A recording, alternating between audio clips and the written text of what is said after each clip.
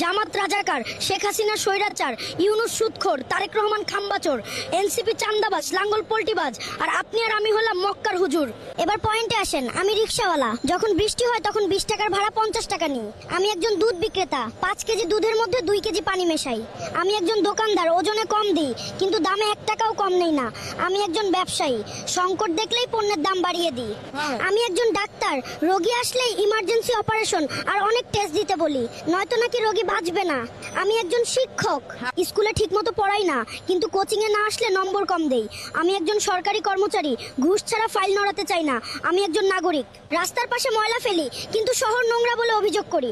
আমি একজন ভোটার, মাত্র 500 টাকার বিনিময়ে একজন অযোগ্য ব্যক্তিকে ক্ষমতায় বসিয়ে দিই। আমি একজন নাগরিক, আইন মানতে চাই না কিন্তু দেশের সব সমস্যার জন্য সরকারকে দোষ দিই। আমরা সবাই চাই দেশ বদলাক কিন্তু আমরা নিজেকে বদলাতে চাই না। তারপরও প্রশ্ন করি, দেশের এই অবস্থার জন্য দায়ী কে? আপনি বলেন, আসল খারাপ কে? আমি, আপনি নাকি সরকার?